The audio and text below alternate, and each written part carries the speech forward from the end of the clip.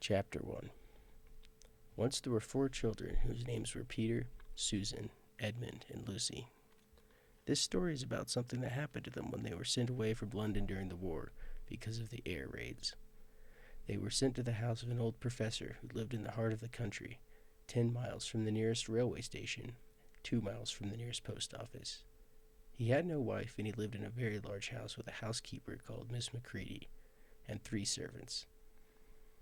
He himself was a very old man with shaggy white hair, which grew over most of his face, as well as on his head, and they liked him almost at once. But on the first evening, when he came out to meet them at the front door, he was so odd-looking that Lucy, who was the youngest, was a little afraid of him, and Edmund, who was the next youngest, wanted to laugh, and had to keep on pretending he was blowing his nose to hide it.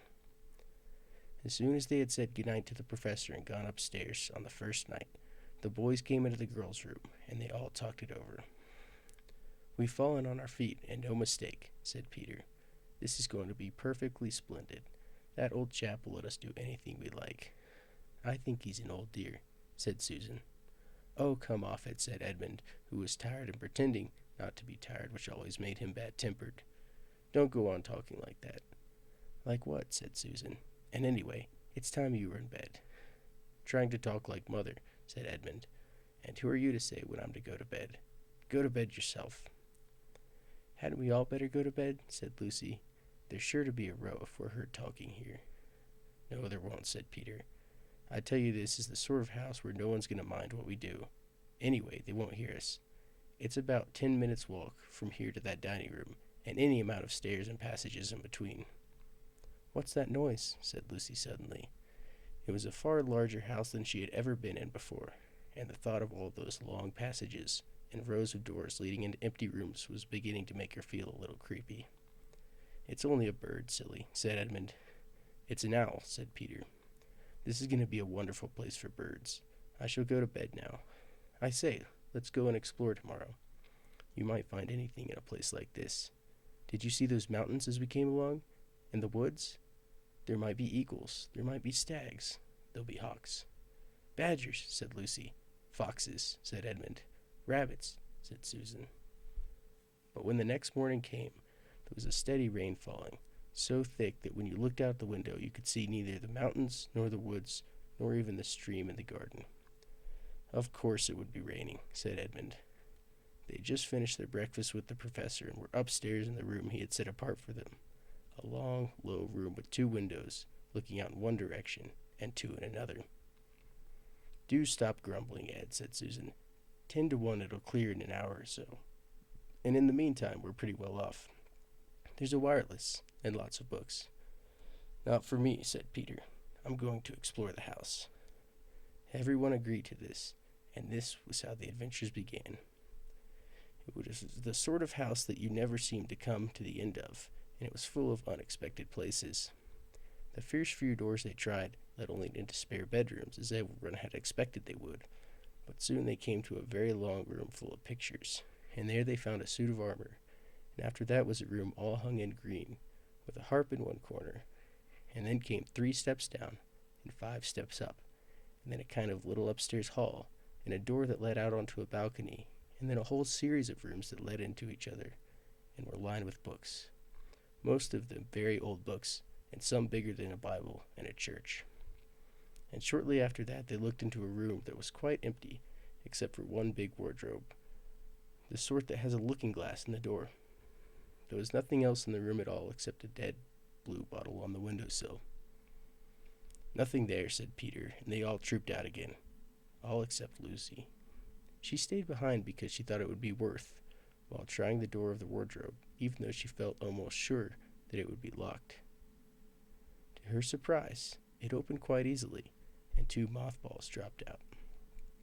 Looking into the inside, she saw several coats hanging up, mostly long fur coats. There was nothing Lucy liked so much as the smell and feel of the fur. She immediately stepped into the wardrobe and got in among the coats and rubbed her face against them, leaving the door open, of course, because she knew that it is very foolish to shut oneself into any wardrobe. Soon she went farther in and found that there was a second row of coats hanging up behind the first one. It was almost quite dark in there, and she kept her arms stretched out in front of her as not to bump her face into the back of the wardrobe. She took a step farther in, then 2 or 3 steps, always expecting to feel woodwork against the tips of her fingers. But she could not feel it. This must be simply an enormous wardrobe, thought Lucy, going farther in and pushing the soft folds of the coats aside to make room for her. Then she noticed that there was something crunching under her feet. I wonder, is that more mothballs? She thought, stooping to feel it with her hand. But instead of feeling the hard, smooth wood floor of the wardrobe, she felt something soft and powdery and extremely cold. This is very queer, she said, and went on a step or 2 farther.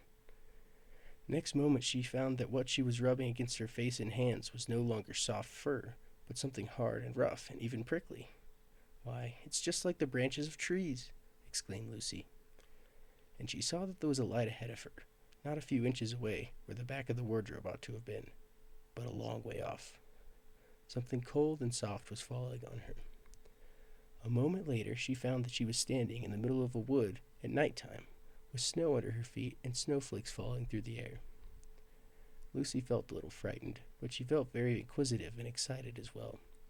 She looked back over her shoulder, and there, between the dark tree trunks, she could still see the open doorway of the wardrobe, and even catch a glimpse of the empty room from which she had set out.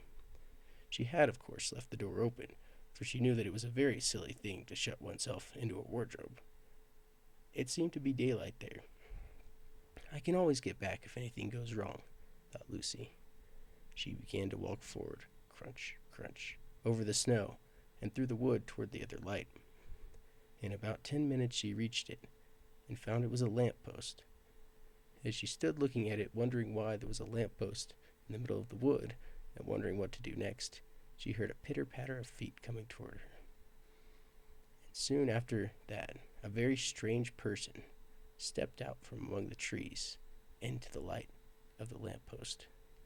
He was only a little taller than Lucy herself, and he carried over his head an umbrella, white with snow.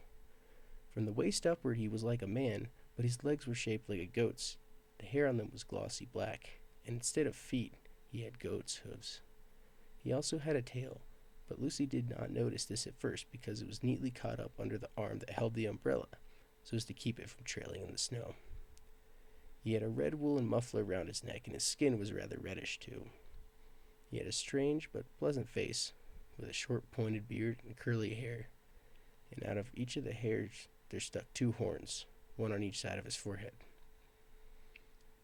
One of his hands, as I have said, held the umbrella, and the other arm he carried several brown paper parcels. What with the parcels in the snow, it looked like as if he had just been doing his Christmas shopping. He was a fawn, and when he saw Lucy, he gave such a start of surprise that he dropped all his parcels.